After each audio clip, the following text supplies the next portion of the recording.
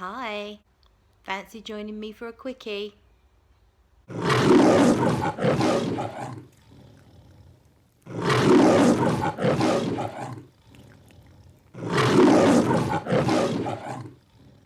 this is my review of Creed Spice and Wood.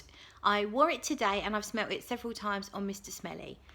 And Sweetie's joined us. Oh, Sweetie's joined us. I can't zoom down too much because I've pulled my dress up. Bit weird, but just so I can sit here at this angle. Creed Spice and Wood. I smelt it on myself today and I smelt it several times on Mr. Smelly, and I thought I would share my thoughts with you.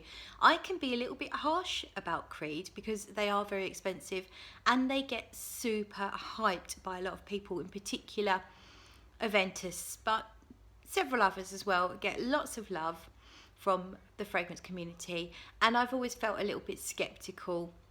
Never would I say that they produce bad fragrances, just that some of the implied history, I'm not sure I believe.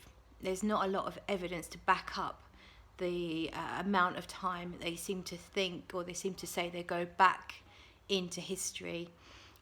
Anyway, let's not dwell on that, and if I'm offending anyone, then deal with it. So, Creed Spice and Wood. It's one of my favourite Creed fragrances, and it's quite a new discovery. I got Dan a decant of it for his birthday. That was back in January. And he's worn it a few times, and as I say, I've smelt it on him and I've worn it today myself. I don't steal it from him very often because it is just a 10ml decant. Anyway, don't tell him I stole it, by the way. So what I've done is I wore it this morning. I did only 4 sprays from the little 10ml decant, so it wasn't a lot because I don't want to steal too much from Dan just yet. So let me tell you how it smells first of all. So when you first spray it, you do get the citruses. Now in the notes there's, I think it's Italian lemon and something bergamot. So lemon and bergamot, and you do get that citrusy feel straight away from the opening. But I find the citruses fade fairly quickly and you get a fresh, spicy fragrance that has a lovely musky cedar feel to it. There is notes of clove, which I think is where we're getting the spices from, and there's also some peppers in there. I can't remember what sort of peppers they are. I'll put the notes up on the screen for you now so you can see what the actual notes are according to Fragrantica. But let me tell you what I get from it. It's, as I say, fresh, citrusy in the opening. Quickly citruses kind of subsides, well, I say quickly, not immediately, but the citruses do subside reasonably quickly, and you do immediately get this cedary, musky woodsiness with the clove and the peppers making it spicy. It's warm and cool at the same time, which I really enjoy, and the sweetness, which I think you're getting from the cedar wood, but also there is a note of rose. I don't think I particularly pick out the rose, but something else is giving it a sweetness, and it's not a vanilla or a sugar sweetness.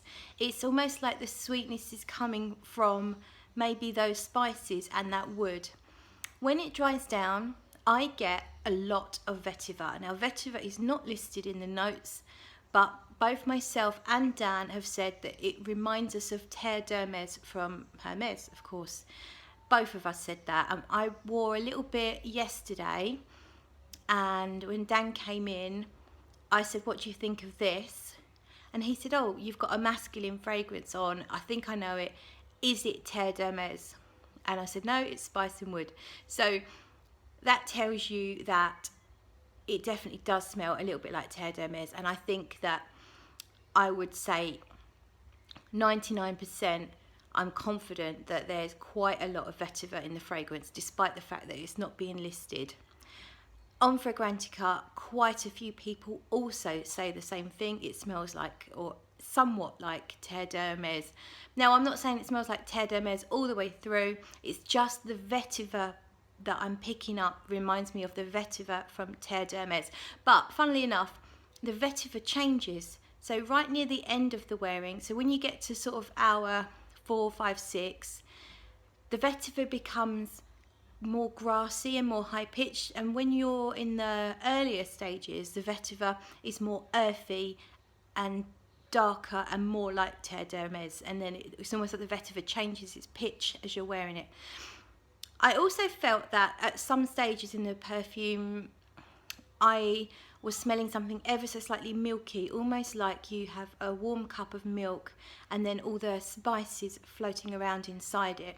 It just felt like there was the dry spices, the dry woods, but then something like a milky note making it more moist.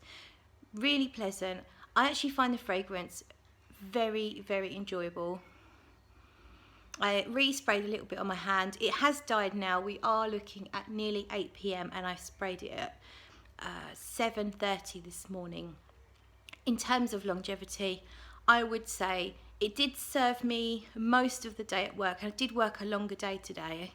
It was around about the 4 p.m. mark. I would have been tempted to respray, but bear in mind I did only spray 4 little sprays. If I'd sprayed more, it might have served me a bit longer and been a bit more noticeable. Projection wise, it did project from my skin.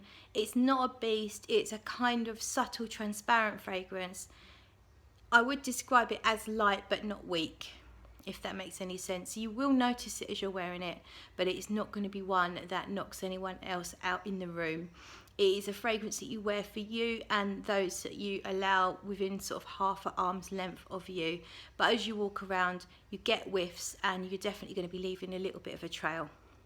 So, is it worth the price? I don't know any fragrance really that is worth the retail cost of Spice and Wood. I'll pop the prices up on the screen now for you because I can't quite remember, but I think it's around about £500 for the massive bottle and 230-ish for the smaller 75ml, but I'll confirm that up here or maybe even up here or maybe down there. So is it worth the price? If you absolutely adore the fragrance, then it's worth the price, isn't it? But for me, I like it very much. I would really like Dan to wear it more often, but I'm not sure if I would justify that price tag. If one came up for a little bit of a bargain price, then perhaps then I would consider purchasing it for myself to wear and also hopefully for Dan to wear. So maybe, yeah, Spice and Wood for Smelly and Smurfy to share would be quite nice. But I just wanted to do this review because I have been a bit down on Creed in the past, and I know that some people really appreciate that. Some people probably find it a bit annoying if they are fanboys, fangirls of the house. So I thought I'd give you a positive review on Spice and Wood. It's definitely up there as one of my favourite Creed fragrances, one of my favourite masculine fragrances actually.